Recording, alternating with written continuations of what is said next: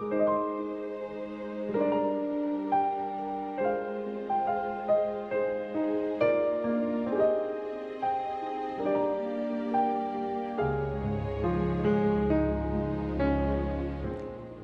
Marin Women's Hall of Fame has honored more than 116 highly accomplished women since its founding in 1987.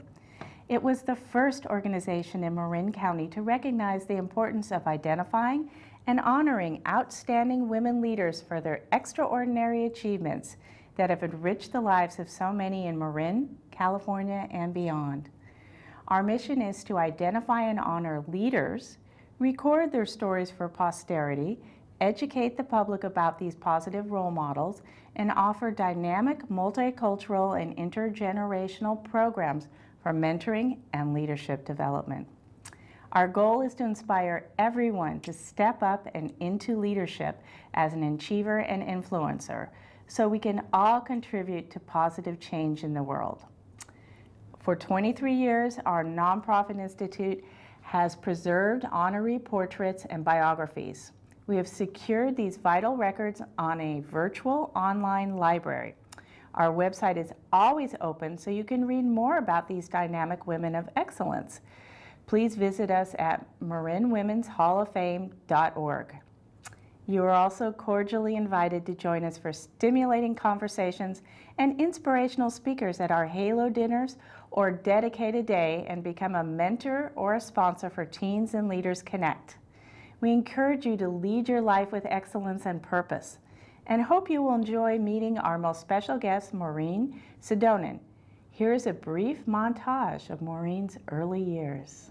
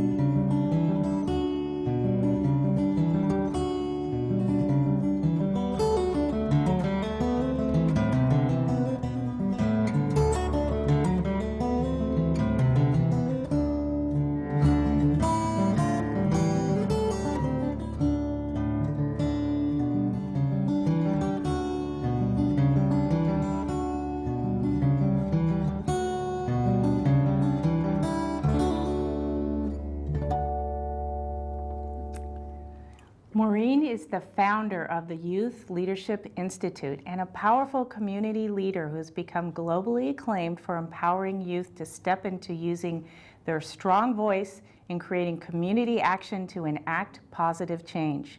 She is internationally recognized as a leading authority in the fields of youth philanthropy, leadership and development, and has been a model for showing others how to build coalitions, cultivate allies in the political arena, and use intelligence and flexibilities to achieve community goals.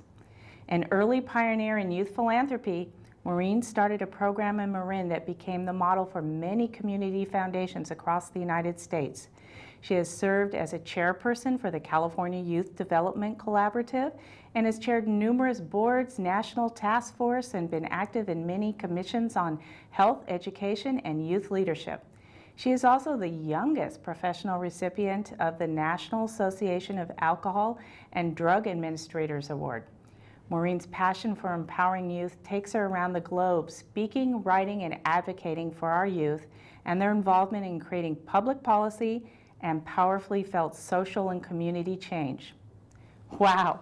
As a mother of three who's been through this with my teenagers, I'm in awe of all you do to empower the youth of today. Well, thank you. I think they empower me. It's a great partnership, and I've been very honored to, go shoulder to shoulder and side by side with, hundreds of young people who really understand the complexities and step up as leaders and engage every day. I love that, and I feel that being the 10th of and I say this with great honor, a tribe of 12 children, Yes. that you probably learned a lot of leadership skills. Tell me a little bit about growing up with that many siblings. I sure did. I mean, I think that for one thing, I think when you're one of 12, I had 5 sisters and 6 brothers, and you learn how to share, which I think is important as a leader and as a person working in the community.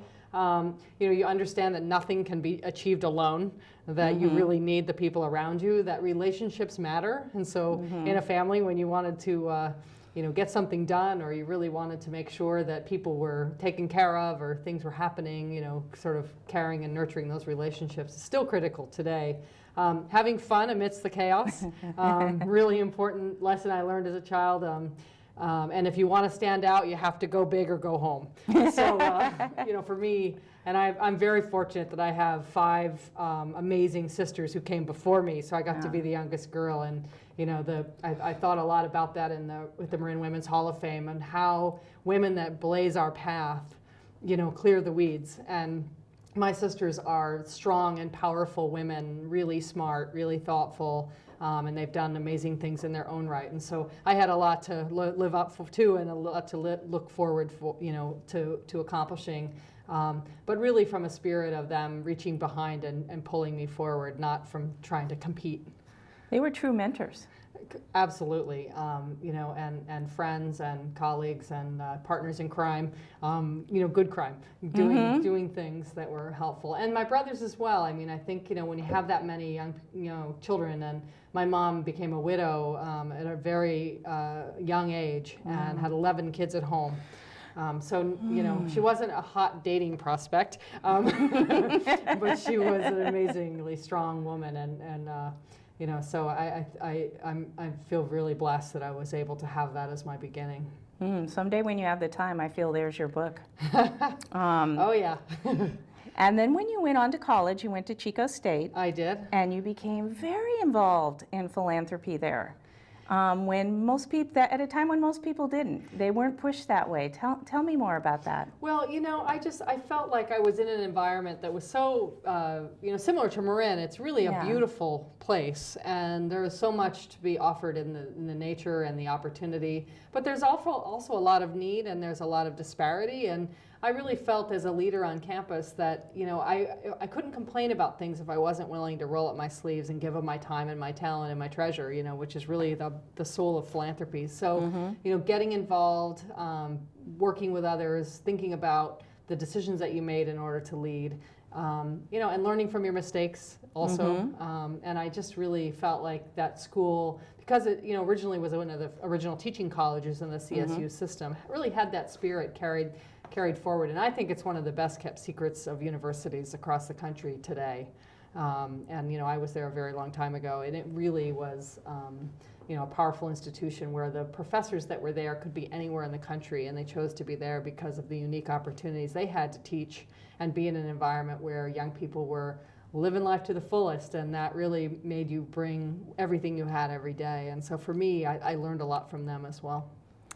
So what kind of words of wisdom would you pass on to the high schoolers and those going on to college today when it comes to philanthropy, and where they should be putting their time and effort now that it's not all on grades? Yeah, I mean, I think that, well, for one thing, I think, to not just do the easy things, but to really take on the hard things. I mean, I think, even here in Marin, we still have so much disparity with economics and with education and with health. And, to really think about where they can make a difference in some big issues and how they can integrate it into their lives. So it's not like on vacation I went to do a service project. That's great. But as you grow, to really sort of make it part of the fabric of your DNA. And I think for young people, they have so many opportunities, and they're so smart, and they have an ability to connect with each other with technology and instantly. And so really to be thinking about how can that really transform the world? But at the end of the day, also, how can I share what I have? My mom, who just passed away last month in her late 80s, said had a saying when we were growing up, and to whom much is given, much is expected. And so for me, I always sort of felt that way, even in times when we didn't have that much materially. I felt like I had so much, in my family, and so I think that that's part of it. And I think another thing I would say is that to me, aspiration, fuels inspiration, and That's a good one. And I really think that for young people, they just, they're on fire right now, and they really are the secret sauce in communities. They are the transformative change. They're the conduit between what we who are older know and those that are coming along need. And I think we really have to think about that and think about youth in a bigger stretch too, to say, let's think about our 12 to 30-year-olds and how can they continue to engage and contribute. And philanthropy just provides a platform for that, because you can give of your time, you can give of your talent, you can give of your resources, and you really can combine those things if you have all of them in a way that is important to you, but it's also important to the issue or problem that you're taking on, and more importantly, it's transformative for the community. And so it really has that sort of triple bottom line sort of impact, which I love about it. And we're also in a whole new era, too, of social networking. That's right. Where it was just new, and now it's no longer just new, it's the new thing that we will always live with. And the youth of today own it. That's right. They know how to do it, they know how to make it work, and they can use it for good. Yeah, I saw Mark Zuckerberg was at G8 with Obama, and I thought, first of all, he had a suit on, which was good, but I think he was a founder and starter of Facebook, and and I thought, here's a young man, under 30 years old, who's really transformed the world. And then I think for young people, when you think about philanthropy or community, to also be thinking about how do we make sure it doesn't become a place of harm. How do we think about it responsibly, both with bullying and cyberbullying, which has become, increasingly challenging. Young people putting themselves in very vulnerable situations and exposing that, thinking it's fun and there's no harm in it, and then having harm caused. So I think it has so many tremendous sort of added value added, and I think we also have to help people to really think about how do they use it positively and not as a way that can actually be destructive or hurt people. Those are very wise words. Thank you. Thank you. Yeah. And after college, you came back to Marin, and you began working at all different nonprofits, learning the ropes, knowing all along that by the time you were 30, you wanted your own nonprofit. Yes. How did that come about? How did you make that happen? Because you did it. Well, I made it happen by first of all by surrounding myself with leaders and folks who were in the nonprofit sector. People like Michael Sparks, who was at the Alcoholism Council Marin, Andy Meck at the California Health Research Foundation, Mary Jane Burke, who was at the County Office of Education and is now our superintendent.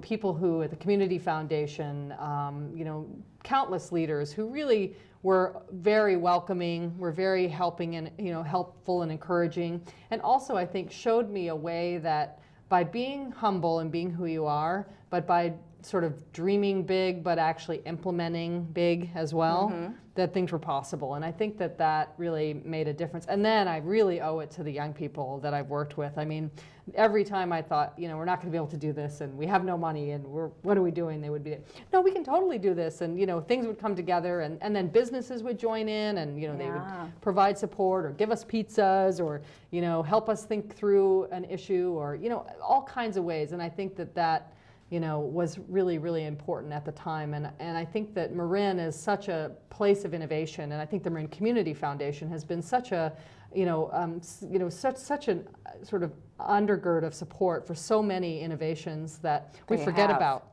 and that we take for granted. But I know for me, YLI or Youth Leadership Institute would not be where it is. I wouldn't be where I am. And I don't say that to be sort of gratuitous. I say it because I think it's true. In leadership, leaders beget leaders.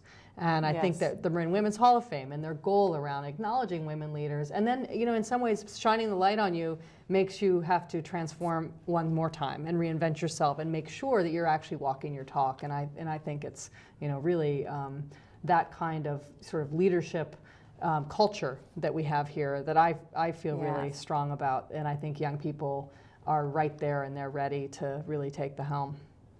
Thank you for noticing and doing the shout out on the Marin Community Foundation especially, which has really made us, the nonprofits in Marin, be able to flourish and do and provide leadership that not as many places around our nation are able to do. Right. You know, when we first started the Youth Philanthropy Grants Board in 1987, before we even had a YLI, you know, it was really a teeny tiny program. And then as we sort of grew it and incubated it and brought it forward through YLI in the early 90s, really learning a lot about what the model should be and how it could work, and understanding that it isn't about the young people who are giving the grants, but it's actually about the young people who are receiving them as well, Yes. and their ideas being supported and their ideas being resonant with their issue or their community. And then for the community to see young people in this leadership role actually solving some pretty complex and important issues and problems, everything from, you know, closing the achievement gap to working on providing after-school programs and support, to having cultural celebrations in a very changing and dynamic community like Marin, and seeing young people actually take the lead on that, and then seeing adults, you know, sort of joined in their efforts. And, you know, I just think that, you know, think back on that, and I think now there's, you know, there was 4 programs in the country in 1994, and now Wow. there's over 400. And so it's really exciting to see that kind of impact happen. Yes. Then thank you, Marin, for being the spark. That's right, that's right. And this is where I ask you about one of those stories, one of those ones that either broke your heart and propelled some sort of change or brought you great joy, and the same happened. Yeah. You know, I think that, you know, there's certainly been both and many of all. Yes. I think that what I would say is that for me, the resilience that I've seen, you know, a couple of young people that have been on our, we're really on our founding board of directors, and we've always had young people on our board in equal decision-making roles with the adults. And we had a young woman named Janae who went to San Rafael High School, and she, you know, had a lot of, you know, was from a low-income family, had a lot of challenges, was dealing with a lot of sort of issues of being in a, you know, sort of a culture of affluence in a community, and not having everything everyone else had, and then being a young woman with a lot of responsibility and helping her family, and, you know, and she joined our board of directors after she was involved in one of our programs, and just really, I think, led in a way that she never talked about her story. It wasn't about, Right. wow, look at me and what I've overcome. It's like, look at me and let's go together and change the world. And I think that that really was those are the kinds of stories, you know, that every day that I see happen, that I just, you know, I have another young man who sits on my board who is from a family, you know, of pretty good means, and you know, he applied for a grant from the Grants Board that started a battery recycling program. But the thing that, when he was 12, and the thing that did for him, he's wow. still on our board now and he's 26, but the thing that did for him was it transformed his own belief of himself as a leader. And I think that that's one of the things, I talk about this culture of leadership, and I think about Marin is, you know, we really have to, there shouldn't be a place that we're making important community decisions, whether it's about the environment or transportation or healthcare, alcohol and drug problems, or homelessness, or, you know, healthy food in schools, that we're not thinking about young people and having them be an important part of the equation, both in thinking about the solutions and also in providing the solutions. And I think that's the stuff that just I see happen Wow. every day with young people. And I also want to congratulate you too on your many awards that you have won around alcoholism and mental health issues for our youth. And here's where I want to ask you something that's really important about Marin. What do you see are the biggest problems facing Marin's youth today when it comes to alcohol and drug abuse? Well, you know, I think it's important. I mean, one of the biggest challenges I see is that, you know, we have a lot, we've focused a lot for about 30 years on individuals and on individual problems, and I think it's the wrong strategy. And Okay. part of our work is actually focusing on the environment. So thinking about access, where do young people get alcohol? And alcohol really is still our #1 problem. There's increasingly been issues with prescription drugs and with marijuana, and they're there and they're real and they're serious. But I think, and even then, I think it's really an access issue. It's the norm issue. If our social norms are saying it's no big deal, I drank and I'm okay, and now I'm a CEO of an organization, or I'm, you know, a successful lawyer, whatever it may be, parents can't use their own experience as a litmus test for their kids, because kids are drinking differently today. They are binge drinking, and you know, interestingly, a college survey was done of incoming college freshmen, and they thought binge drinking was 14 to 15 drinks in a setting, and their parents thought it was 7 to 11, and it's really 4 to 5. So the disparity, or the difference between what's real and what's problematic, is just, you know, really scary. And so those kinds of things, I think, as a community, and being willing to talk about the issues. We have some great programs in the community. We have some great responses going on in Novato. There's a really exciting health coalition working on this issue and coming together with private individuals and funders in the foundation and the county alcohol and drug programs. We have one of the most progressive and you know, sort of evidence-based strategy coming out of our county health department. I work with a lot of them, so we're really fortunate. And then it's sort of, how do we continue to break down and, you know, the barriers of denial? And people want to blame it on individuals, and it is an individual problem at the spectrum of alcohol problem, you know, alcoholism. But what we're really talking about with young people is really alcohol-related problems. So the kind of sexual assault, the kind of unintended, you know, engaging in unintended sexual consequences with young people when they're under the influence, drinking and driving. Even now, you know, a lot of times people think, well, drinking and driving is the only problem. Well, that's the least of our problems, because kids actually get that now. They understand that that's not the best idea. They still do it, and we need to be paying vigilant attention. But I think that that's what I would say. And then the other is, how do we think about how those strategies link to other issues? So academic achievement, or putting healthy food in schools, or making sure we have enough supports and opportunities in our community where there's things for young people to do that are going to engage them. Because even though we have a very big aging population in Marin, we still have a lot of young people, and we really need to be thinking about how do we continue to become a healthy community for children, youth, and families, and look at the whole spectrum of age. And modeling good behavior for them. Yes, indeed. And you know, thinking about access. Do we have, you know, a bar down the street from a store? Do we have liquor stores or CVS when we walk in and we see a row of stacked, you know, alcohol, or you know, where is it, and is it easy to get, and can I put it in my pocket when I'm walking through the store, and you know, all kinds of things like that that we often don't think about. But we in prevention spend a lot of time trying to think about what's the place, what's the price, what's the product, and what's the promotion. So the product, things like Mike's Hard Lemonade, those were not made for you or I. Those are made for a young drinking audience and clientele. So how we communities really work together to say, you know what, we don't want this in our community, not because we're trying to be prohibitionists, because we're not. We're just trying to make sure that our kids are kept safe. Okay. And as we go on here, because the next step forward then is our next generation of women leaders. What do you see as the challenges and opportunities that they have coming in the next 10 years or so? Yeah, you know, I think it's, I mean, I think that women leaders are, you know, increasingly challenged, you know, continue to be challenged with the same things you and I have been challenged with during our careers, which is how do you sort of have it all or balance it? And I think that, you know, one of the things that it's exciting to me is to see in the social enterprise space and in the new way people are thinking about business is actually women coming forward. So I think about, you know, Revolution Foods, which is founded by two women who were moms and wanted to put healthy food in schools, and they really are taking the country by storm. Or, you know, Annie's Mac and Cheese, a local person in Marin, and who, you know, woman said, you know what, we need this. And so I think that level of like women in business and women leadership is really critical. I think in the nonprofit sector we have so many women who are powerful and strong and really can be great role models, but often aren't given the time to reflect and share their experiences and expertise with other women. So I think in some ways, like the Teen Leaders Connect program that Marin Women's Hall of Fame has, gives opportunities to sort of seed that.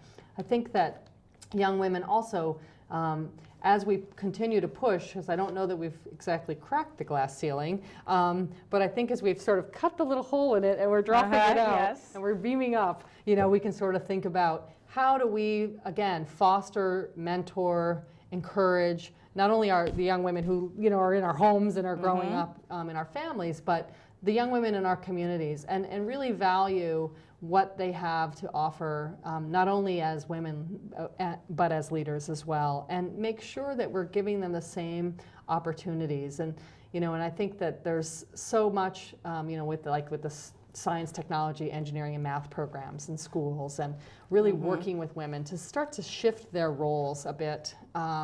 And I think that as much as we can do, women and girls still have so much. We have so much work to do together on that issue. But they really are changing the world every day. As the Dalai Lama has said, the Western woman will change the world. Yes, exactly. And so I believe him. And what words of wisdom would you leave here for promoting youth philanthropy, not only in our county, but around the nation? I would say for anyone who's thinking about how do I help support young people in my community, youth philanthropy is such a natural tool, because not only is it just about helping young people garner resources and allocate them to other youth-led projects, but it's fostering leadership. It's young people being the social architects of solutions of problems. It's young people coming together across class and across race and across immigration status and across geographic boundaries in the community, and working together to see, and that's what's so exciting about it, see the community as a bigger entity rather than their own world that they live in. And then finally, I think to have that impact, to take that action and both learn from the mistakes and learn from the things that work. And I think that is where philanthropy really is. Again, it's this sort of fiber in the community that can really be glue, and it really can hold things together and build this mosaic of people's hearts and their souls, and what I call their head and their heart and their feet. So it's, what do I think? What are my brilliant ideas? What is my big audacious idea? And then how does my heart fuel that? How does that passion translate to action? And then my feet is, I'm going to go do it. So getting those resources and taking that action. So I don't just keep thinking about making the world a better place. I actually go do it. Maureen, I want to thank you for not only modeling what a wonderful tapestry and glue of what it takes to take youth philanthropy to the next level in any community, but for showing us as women, you don't have to give up. Keep on with that childhood passion and that head of full speed ahead as a youngster, and going, I can make a difference. Well, you're welcome. I love doing it, and I look forward to every day, just really continuing to make communities healthier, safer, stronger, and our schools strong, our families strong, our communities strong, because that's what makes life worth it, right? I can't wait to see what you do next. All right. Thank you. You're welcome.